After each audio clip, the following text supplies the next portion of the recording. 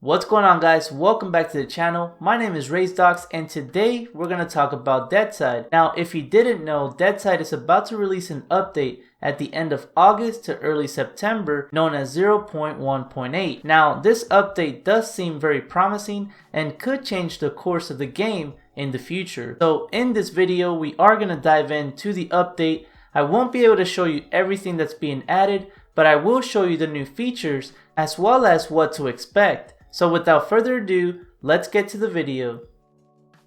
Alright guys, so I decided to go into the test server and actually try out the new features that this update is bringing to DEADSIDE. And to be completely honest, I really did have a good time. Now, one of the biggest reasons why I did have such a good time is due to the fact that the airdrops are in areas of the map that you normally wouldn't go to. And due to the fact that these areas were so random, it was causing players to run into each other, creating a lot of different PvP battles. Something else that did catch my attention is the fact that you can no longer spawn close to your body. Instead, you now have a red radius around your corpse, letting you know where you're not allowed to spawn even if you have reputation points. If you've played this game long enough, you probably ran into the situation where you kill someone and they appear moments later, not allowing you to loot their body and instead fighting the same person over and over again. This of course should give you the peace of mind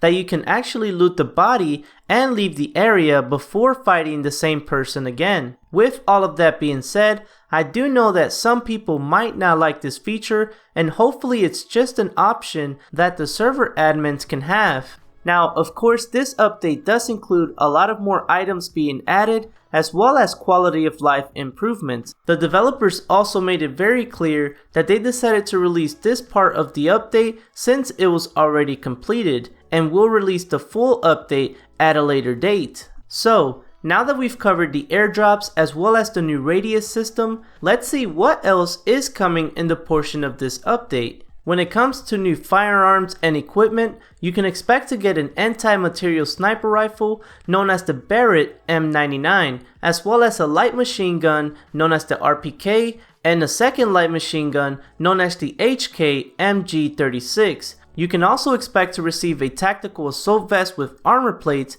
as well as a tactical helmet. When it comes to the quality of life portion of this update, you can expect to press or hold the right mouse button to scope in. If you are tired of crafting only one item at a time, you no longer have to worry, as they added the ability to craft multiple items with just a click of a button. You will of course need to have enough material in your inventory to craft the number of items that you want. If you run your own server, you will have additional settings to play with. These settings include a PvE mode, where players won't be able to damage each other, and bots are marked by special markers. Moving down the list, you will be able to give players a starter kit for every time that they respawn. You'll also have the ability to set a lifetime for bases, prevent players with a VAC ban from joining your server, the ability to set the number of players per squad with a 10-player limit, as well as a welcoming message when players first enter your server. When it comes to gameplay fixes, they increase the damage that grenades have and the blast area, as well as reduce the flying speed for grenades. In addition to these two things, you can now only put one grenade per slot in your inventory.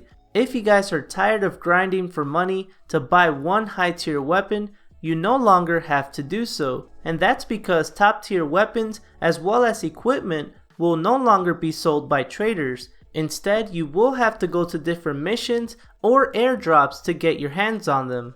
And finally, for those of you that like to use the Groza, you will finally have a rail system to be able to mount whatever site you want. Alright guys, so that's going to be it for this video. If you guys want to see the smaller fixes that are also part of this update, you guys can check the description box below where I left you a link to follow. If you guys found this information helpful, please make sure to smack the thumbs up button so that we can continue to grow our YouTube community. Also, consider subscribing as I do track the full development for DEADSIDE and I also stream the game. Alright guys, so without further ado, I appreciate you watching and I'll see you on the next video.